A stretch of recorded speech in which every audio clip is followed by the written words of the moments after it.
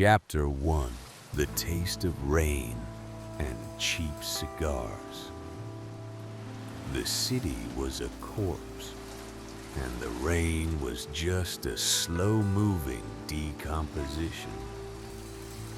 It never washed anything away.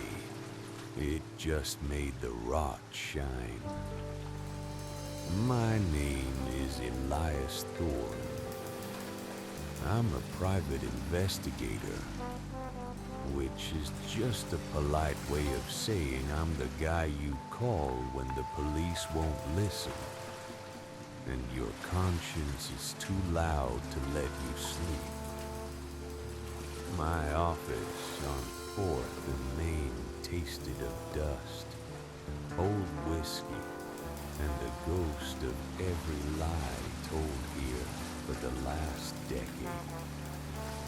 It was 11:45 p.m. on a Tuesday. The neon sign for Sal's Diner across the street flickered through the rain, casting long fractured shadows across my desk. I was watching a matchstick burn down, counting the seconds until the end of another meaningless day. I had nothing but time, and time was something I couldn't afford. The knock on the door was soft, too soft for the cops, too polite for a collector. I opened it.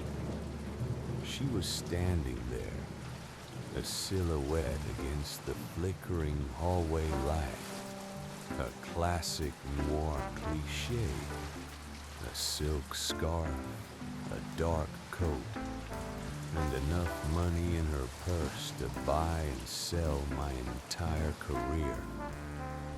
But it was her eyes that caught me. They weren't scared. They were calculating, like she was measuring me for a coffin. "Thorne?" she asked.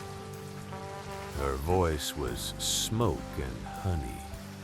"I heard you're the best at finding things that want to stay lost. The case of the Hollow Man." She walked in, and the atmosphere in the room immediately grew heavier. Her name was Evelyn Reed. She was the widow of Thomas Reed, the CEO of Omnitech, the biggest corporation in this city of shadows. He was a pillar of the community, a billionaire philanthropist, and he had been missing for 48 hours. "The police say it's stress," she said, sitting on the edge of the guest chair as if she was afraid of catching whatever mediocrity had infected this office. "They say he'll come back, but I know better. He left this on my nightstand." She handed me a manila envelope. Inside was a single black business card. It had nothing on it. No name, no phone number. Just a smooth, glossy surface that reflected the neon light. I looked at her. "Omnitech has its own security force, Mrs. Reed. Why me?" "Omnitech Security finds what the board wants them to find," she whispered. And for the first time, I saw a flicker of genuine fear in her calculating eyes. Thomas wasn't stress missing. He was hiding. He said if he didn't return, Omnitech was a threat to him, to us. The only clues he ever shared were about the Hollow Men don't know what that means. Do you? I had heard whispers. Every noir pea I hears whispers. The hollow men. The ones who move money in the dark. Who run the unions from the boardroom. Who disappear you if you look too closely at the city's blueprints. Thomas Reed hadn't run. He had been taken into their world, the first step. I accepted the case. It wasn't about the money. Not yet, anyway. It was about Thomas Reed, the man I had once admired. I wanted to see what kind of pressure could break a man like that. Evelyn Reed left as silently as she had arrived, leaving the smell of expensive perfume and the blank black card in my hand. I stared at the card. It was a door, and I had to figure out how to open it. My first lead was a former associate of mine, a snitch named Slippery Joe. If anyone knew the first thing about the Hollow Men, it was him. But I knew the city. The city always has a counter move. When I got to his apartment on the industrial docks, the door was unlocked. Joe was lying on the floor. His apartment was clean, too clean. Not a single thing out of place, except for Joe. He had been suffocated. No struggle. And on his chest, neat and center, rested a single blank black business card. The city hadn't just made a move. It had just declared war. Chapter 2, The Whispering Docks. Leaving Slippery Joe's apartment was like stepping out of a tomb, only to realize the whole city was a graveyard. The rain had intensified, turning into a cold, methodical deluge that hammered against the brim of my fedora. I drove my dented Plymouth toward the industrial docks, the windshield wipers slapping out a hypnotic, mournful rhythm. Slap hiss, slap hiss. The docks were the city's dirty secret, a labyrinth of rusted shipping containers, crumbling warehouses, and crane arms that pierced the fog like the skeletal fingers of a long-dead giant. This was where things came to be lost. Money, drugs, people. I kept the headlights off. You don't want to light your own way when you're hunting shadow. The air here was different. It didn't taste of city exhaust and cheap whiskey anymore. It tasted of salt, old oil, and fish rot. It was a heavier kind of darkness. My destination was Warehouse 14. According to Joe's half-burnt ledger, which I pulled from his pocket before the cops arrived, it was the primary drop point for a shell company named Hollow Logistics. Cliché, yes. Effective, absolutely. The silence here was louder than the rain. It was a silence that listened. Entry into the belly. Warehouse 14 was a massive sheet metal beast, groaning in the wind. The sliding doors were locked, secured by a padlock the size of my head. Now, I didn't have time to be delicate. I walked around to the side, looking for a weak spot. A high ventilation window was cracked. I climbed a stack of moldy wooden pallets, my coat heavy with rain, and squeezed through. I dropped onto the concrete floor inside. The impact echoed through the cavernous space. A sudden, sharp sound that made me hold my breath. Clang. Nothing moved. Inside, the light stick I cracked cast a sickly green glow. It illuminated stacks of unmarked wooden crates high as the ceiling. The air was dry and dusty, smelling of old burlap and copper. I followed a narrow corridor between the crates, guided by the green light. The architecture of the stacks was chaotic, a maze designed to disorient. I was looking for any sign of Thomas Reed, or whatever Omnitech was hiding. Then I saw it. A clean path through the dust. Someone had dragged something heavy across the floor recently. The drag marks led directly to a large, unmarked steel elevator door built into the back wall, level -1. There was no button to call the lift, no indicator lights, just a smooth, featureless surface. I examined the door frame. In the corner, I found a small, glossy black panel, a card reader. I held Evelyn Reed's blank black business card up to it. Click. The door slid open with a hiss of compressed air. No lift car arrived. Instead, a ramp descended, leading into a sharply angled tunnel that plunged down into the earth, deep beneath the harbor. The air that rushed up from the tunnel wasn't from the docks. It was recycling air, smelling of ozone, sterile chemicals, and high-end electronics. The same smell that lingered around Evelyn Reed. I started walking down. The gradient was steep. The walls here were different, not metal or concrete, but a polished, white, ceramic-like material that seemed to absorb the green light of my stick. The further I went, the louder a new sound became. A rhythmic, high-pitched clicking, like thousands of teleprinters working in unison, but too fast, too efficient. Click, click, click, click. And beneath that, a vibration.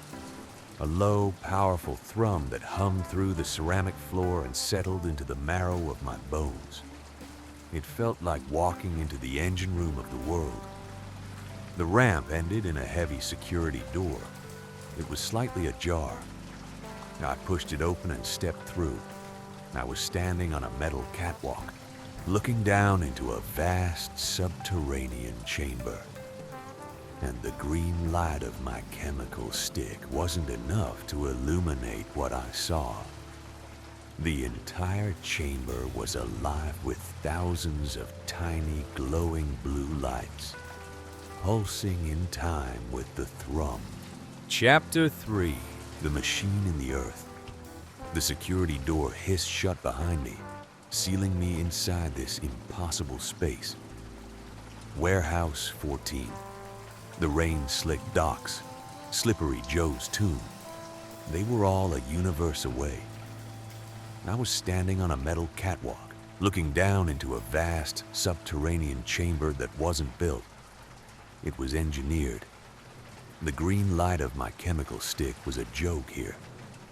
The entire chamber was alive, pulsating with thousands of tiny, glowing blue points of light. They were embedded in thousands of towering server stacks, humming in time with that bone-deep thrum I'd felt earlier. Thrum, thrum, thrum, thrum. It was a city of data, a clockwork brain churning beneath the city above. Omnitech wasn't just a corporation. It was a ghost, operating a god machine. I walked deeper, my steps echoing on the metal platform. Clang, clang. The air was arid and perfectly sterile, a stark, clean taste that had nothing of the city's decay. Then I heard it. Not the clicking, not the hum. Footsteps. Fast, light, methodical. Coming from the shadows to my right. I didn't think.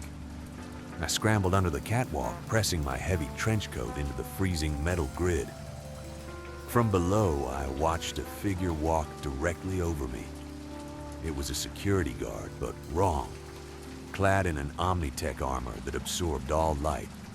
His helmet was featureless, a blank mirror reflecting the distant blue lights. He didn't look left. He didn't look right. He just moved, as if he wasn't a man, but a part of the machine's immune system. The chief engineer's mirror.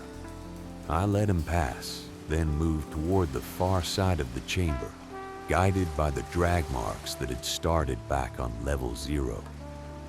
They ended at a small, isolated office built not of metal, but of the same polished white ceramic as the tunnel. This must have been the chief engineer's station. I opened it. It was impeccably clean. A minimalist room where the only source of light was a massive panoramic window looking back over the entire humming server city.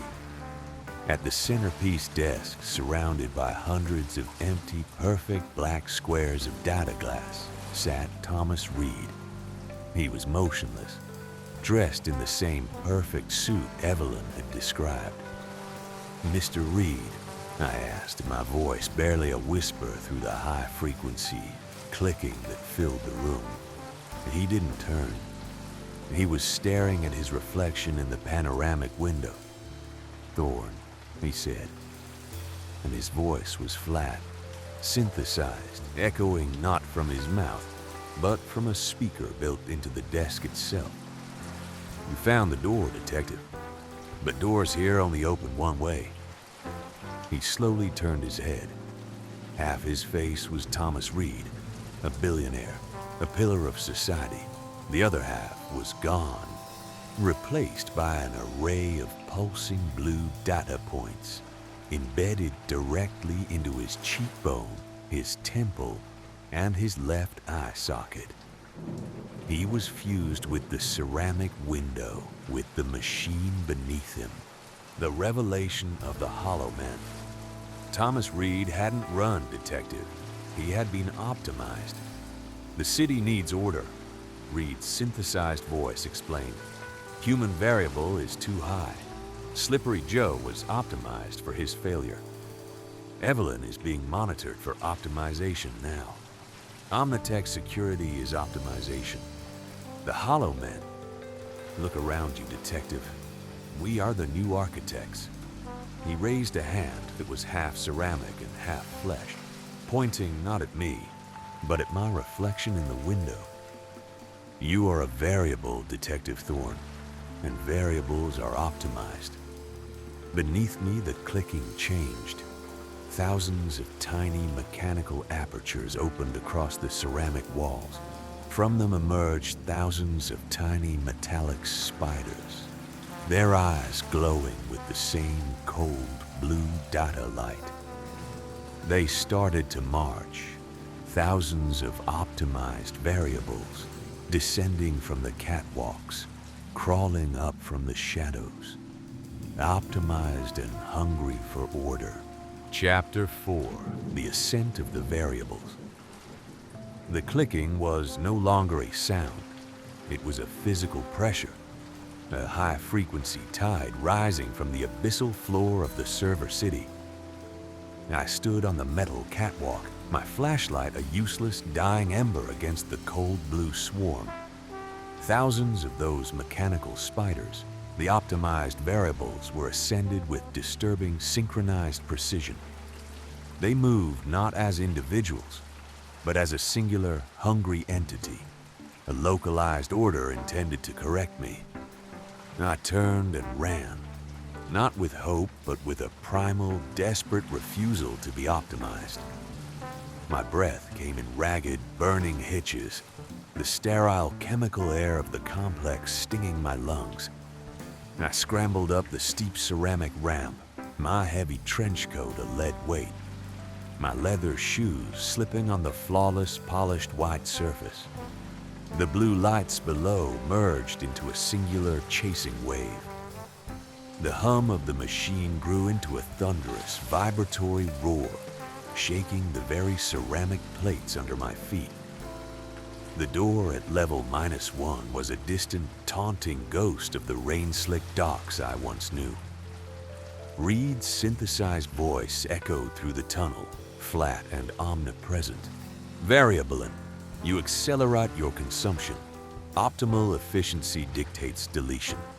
Acceptance is order, Elias. I didn't accept. I threw my back against the final security door, input the black card, and squeezed through just as the first optimized variable struck the outer panel with a metallic clack, clack, clack. I was back on level 0 in warehouse 14, surrounded by towering stacks of unmarked wooden crates. The eerie green light stick still cast its sickly glow. But the swarm wasn't stopping. I could hear them dismantling the elevator door behind me, echoes of the void. I drove my dented Plymouth away from the docks, the headlights still off. The rain was my only ally now, a deluge that washed away Omnitech's sterile chemical smell and replaced it with the comforting heavy root of Neon City. But I knew better. The city wasn't rotted, it was optimized. Omnitech owned every flickering neon sign, every rusted crane arm, every silent union member.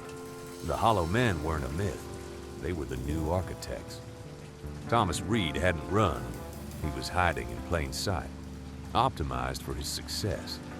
Slipper Joe had been optimized for his failure, and I was optimized for this case. I returned to my office on 4th and Main. It was 3:15 a.m. on Wednesday. Sal's diner across the street was dark, the neon sign silent. The office tasted of dust, old whiskey, and the final crushing lie. I sat at my desk and pulled the matchbox out. I didn't want to count the seconds anymore. I wanted the match to burn down. Evelyn Reed was being optimized for her fear. She had found me because Omnitech needed a variable, a flawed perspective to complete the optimization loop. Thomas Reed's fusion with the data mirror hadn't been a tragedy. It was a promotion. I took the blank, smooth black business card out and held it up to the weak, flickering light of the match I finally struck. In the glossy, smooth surface, I didn't see my reflection. I didn't see Elias Thorne, the cynical private investigator. I saw the empty, featureless void of level 9. I saw the optimized variable. I saw Thomas Reed's new mirror. Omnitech hadn't declared war on me, Detective. Omnitech had just completed me. I was the last piece of the city's clockwork brain, optimized for this final thought. In the distance, beneath the rain and the silence, the clicking began again, a localized order intended for me. The Hollow Men had won.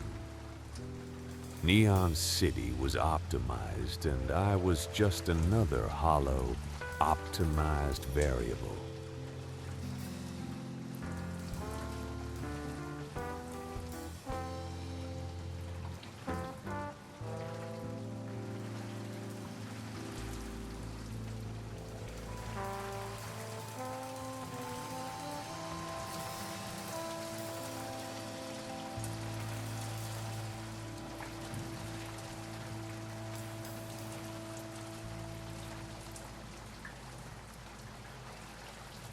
Thank you for staying with me until the very end of this journey into the depths of Omnitech. If you enjoyed this story, please leave a like, subscribe, and share your theories in comments. Until next time.